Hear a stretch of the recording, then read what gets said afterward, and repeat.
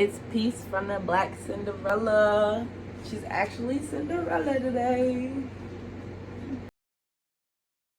Hey everyone, it's Cinderella, and I actually was gonna go live for you guys, and you guys was gonna watch me turn into Cinderella, but I was unable to go live, so we're just gonna do the video with me as Cinderella, dressed up as Cinderella, because y'all know I'm Cinderella every day.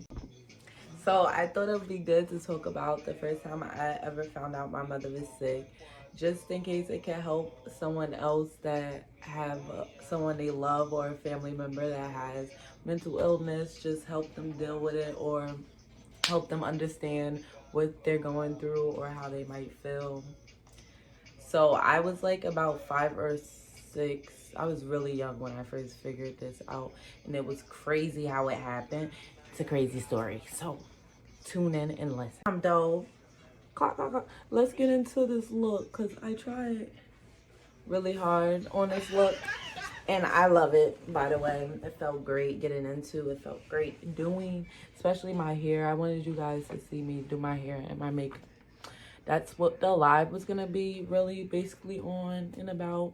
You guys were gonna help me like pick, because I had like 2 wigs, but Cinderella at its finest. Y'all know y'all about to see some shorts with me turning into Cinderella. Yeah, I like this. We're just chilling in the room. Chilling in the room. Comfortable, right? So dude, come in the video. No thanks. Come in the video and stop being anti. Didn't we say we was breaking him out of his anti-socialness? Didn't we say that? So he needs to get in his camera and say hi. Or bye, because this is going like towards the end. Come on, get in there and do it. I'll record you. He's a prince and I'm Cinderella. And I'm Cinderella. He's the prince queen. Oh my god. Let's really get into this story. When you're dealing with people with mental illness, you really have to like be patient with them and let them know that you care, because they be like in their own world half of the time. So they need to know that you're there. You're still here. Like, you're still here for them. So let's get into the story anyways. Yeah, so I was about 5 or 6. I don't remember exactly how old, but I remember I was really young. And I love like junk food from the store. I love little junk food. So my mother asked me one time, she asked me, what do I want from the store? And I was jumping up, happy as hell. I'm like, I listed a whole bunch, I've said a whole bunch of stuff I wanted from that store, because like, I'm greedy. So yeah, I was just telling her everything I wanted from the store, and she seemed perfectly fine, like normal. She wasn't sad or anything, because I think I would have noticed that, even though I was pretty young at this time. I just told you guys that. So she said okay, and I remember her leaving for the store. So it was like probably like an hour went by, and then we're all like, everybody's in the house, because at this moment we had like a big family in the house. Like, it wasn't just me and my mother, it was everybody in the house. So we were wondering where she was at, and we were just like getting worried because we didn't see her in about an hour. And little Shannon was definitely worried, because I love my mother. So literally at this point, I'm little, so I have no clue what's going on or nothing. Like, my mother probably had like something, incidents before, episodes before, but I never seen it, or I don't remember even thinking anything was wrong with my mother. So I remember my grandmother, she was the one with the car, and I would think my grandfather was looking too, but I went in the car too, and we was looking for her for like a long time, like 2 hours, and I'm in a car in the back. I think I fell asleep, you know, kids with car rides. But I remember being so like worried, just thinking like, why is my mother missing? Like, where could she have been? Nobody remembers seeing her at all, like at all, because when this incident happened like a little later on, somebody seen her actually walking somewhere, and then we found her so quick, but nobody seen her at all. We didn't know where she was. And I used to watch little crime stuff and really be in tune to movies and shows where people go missing and they never come back. So I was scared when they woke me up and I realized my mother's still not here. We didn't find my mother. I was super scared because I didn't know what was going on and what could have happened to my mother, what she could have been doing. I know she was going to the store. That's what she told me the last time when I seen her. So it was crazy. I'm trying to remember who was there, but you guys know, it was like, it's a blur. I'm always gonna remember this though because of how it made me feel, and I was super scared, and I thought I probably would never see my mother again. But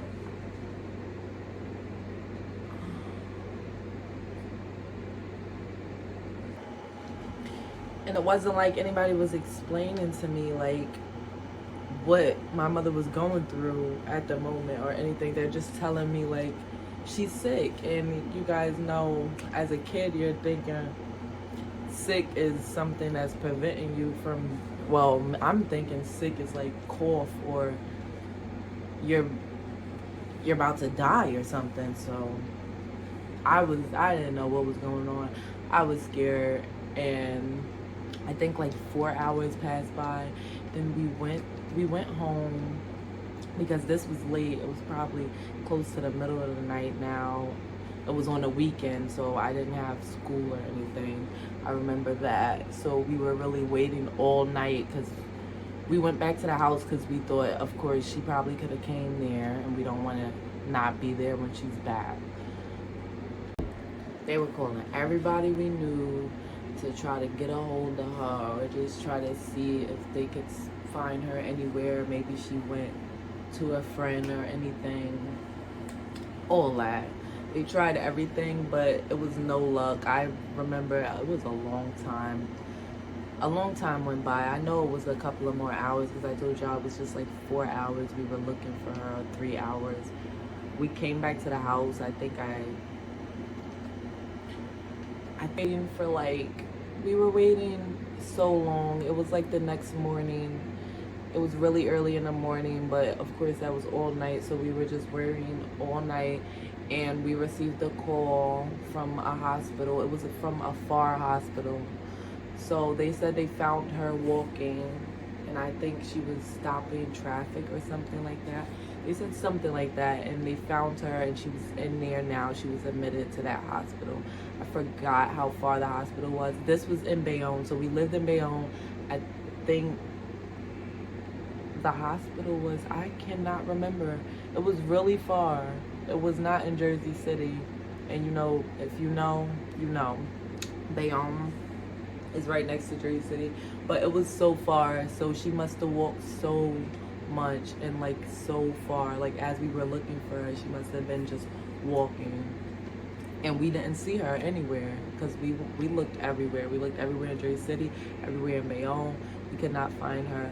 And as I grew up, I noticed that she does that a lot, and I don't know why. It's probably a feeling she gets or something. She just needs space or need to be alone, but she just goes walking a lot. So that's probably something that people with mental illness do, that you have to really be aware of and make sure that they're not going to do anything or just disappearing for so long, because that's crazy. She had us scared, and every time I'm just scared. But usually now, she comes back. That time, the first time I ever found out, which is in Storytime, she did not come back, and we figured out she was in a hospital. That's how we found her, and I was so shocked. I didn't know what was wrong with her when we went to go to the hospital, because we went immediately because we were looking for her in the car.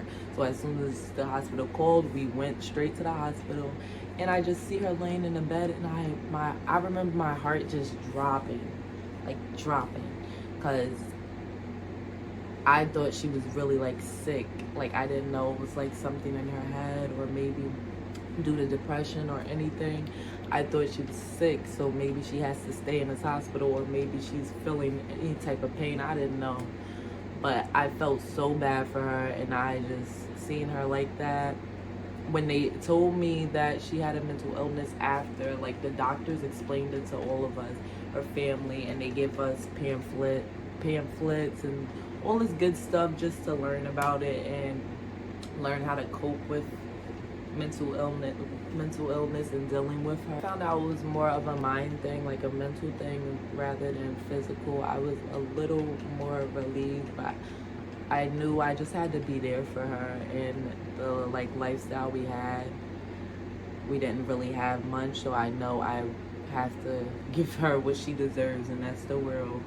Hopefully she won't be as depressed and in that mental state if she has everything she wants. So that's what came in my mind immediately as a little girl, like 5 or 6. That's why I am the way I am, and I'm so focused and determined to get somewhere, because we gotta get somewhere.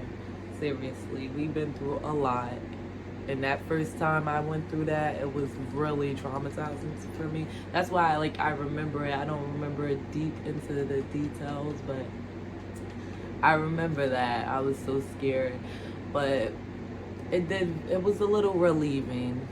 I would say over time it gets better on me and her. So whoever is dealing with mental illness in your life, it does get better when you understand what they're going through and how they're just thinking in their head. Like the hospital, after everything happened with that first situation, the hospital explaining everything to me really made me feel better and made me feel like I understand her.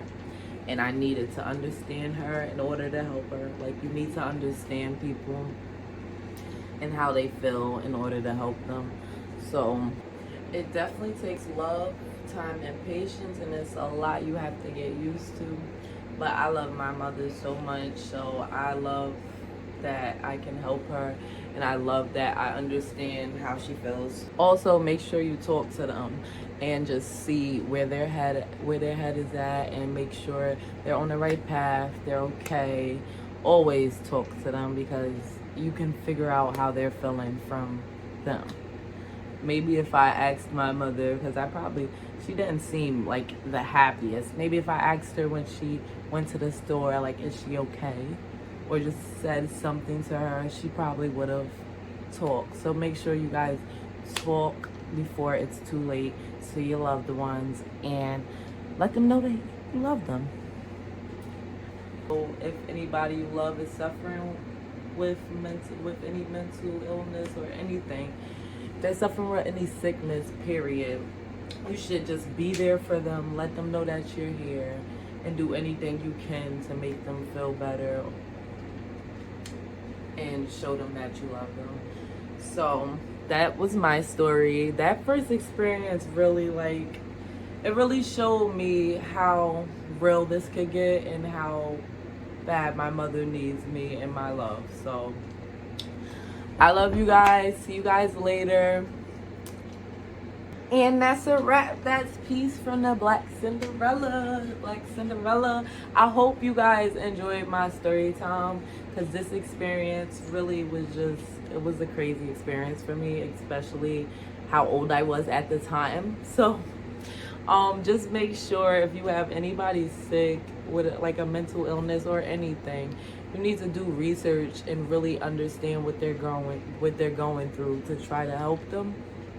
So make sure you do your research and you show them that you really care about them. Okay, peace.